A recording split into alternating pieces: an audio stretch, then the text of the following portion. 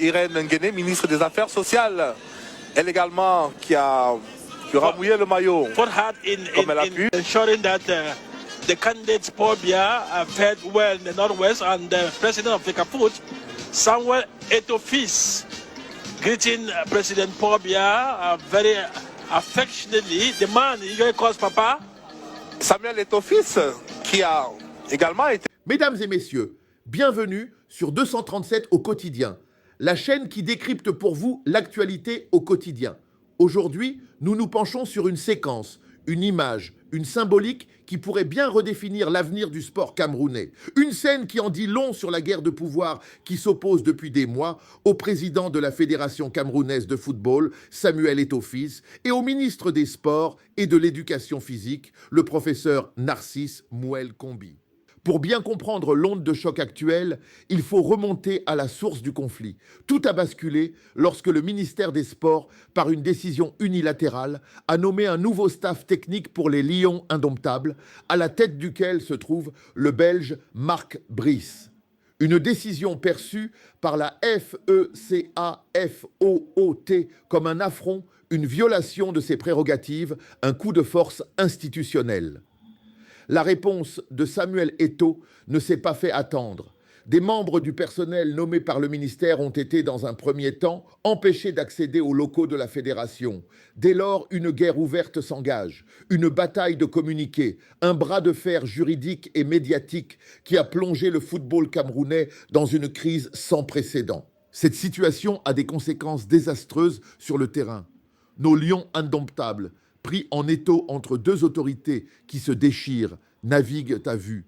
L'instabilité est palpable, l'ambiance est délétère et la performance s'en ressent. À l'heure où nous parlons, l'équipe nationale joue sa qualification pour les prochaines grandes compétitions et le spectre d'une disqualification qui serait une humiliation nationale plane dangereusement. Les joueurs eux-mêmes ne savent plus à quel sein se vouer, tiraillés entre la légitimité fédérale incarnée par une icône mondiale et l'autorité administrative de l'État. Et c'est dans ce contexte de chaos que s'est produit la scène qui a mis le feu aux poudres. Lors du dîner officiel offert au Palais de l'Unité après la cérémonie de prestation de serment des membres du Conseil constitutionnel, une sorte d'arbitrage public a eu lieu sous les yeux du monde entier. L'arbitre n'était autre que le chef de l'État, Paul Biya. L'image est puissante, presque théâtrale, et son analyse est sans équivoque. D'un côté, Samuel Eto'o, légende du football, président de la FECAFOOT, reçu avec une chaleur manifeste. Le président de la République lui a accordé un très long moment d'échange, une conversation à l'oreille, ponctuée de sourires et de gestes d'attention, une marque de considération évidente, une validation publique de son statut et de son importance. De l'autre côté, à quelques mètres de là, le ministre des Sports, Narcisse Mouel Kombi. Pour lui, pas de longue conversation, à peine un regard, une poignée de main formelle, presque distante. Le contraste est saisissant, brutal. Le ministre, censé être le représentant de l'État dans ce domaine, est vu publiquement marginalisé, ignoré par sa propre hiérarchie au profit de son rival. Ce n'est pas un simple oubli protocolaire. En politique, surtout à ce niveau, chaque geste est un message. Le message envoyé par Paul Biya est limpide. Aux yeux du pouvoir suprême, Samuel Eto'o pèse bien plus lourd que son ministre de tutelle. C'est un désaveu public cinglant pour Narcisse Mouel Kombi qui voit son autorité s'effriter de manière spectaculaire. Il apparaît désormais comme un ministre affaibli, désavoué au sommet de l'État, dont la position est devenue intenable. Cette séquence alimente avec force les rumeurs d'un remaniement ministériel imminent. Un nouveau gouvernement est attendu depuis longtemps et cet épisode pourrait bien être le clou sur le cercueil politique de l'actuel ministre des Sports.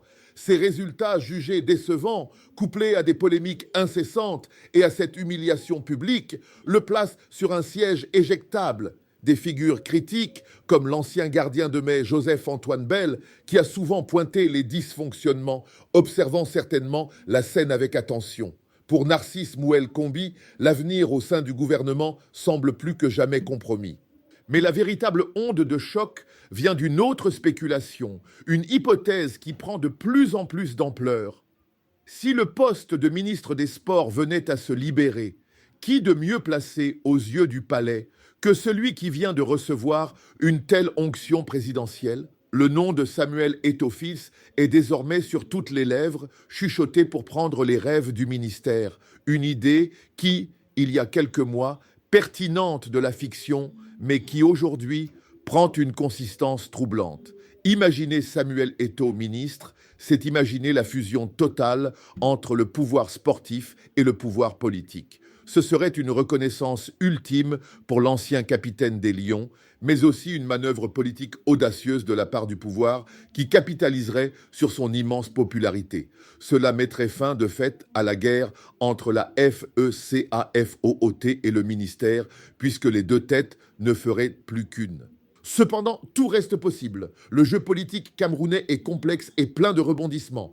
Mais une chose est certaine, la soirée au Palais de l'Unité n'était pas anodine. C'était un acte politique majeur. Paul Biya a choisi son camp dans la bataille pour le contrôle du football. Il a adoubé Samuel Eto'o et par la même occasion a signé ce qui ressemble fort à l'arrêt de mort politique de son ministre Narcisse Mouel-Kombi. Le prochain remaniement ministériel nous dira si la légende du football achèvera sa plus spectaculaire reconversion en passant du terrain de jeu au fauteuil de ministre. Une chose est sûre, la partie ne fait que commencer. Merci de nous avoir suivis sur 237 au quotidien. Restez connectés pour d'autres analyses de l'actualité qui fait le Cameroun.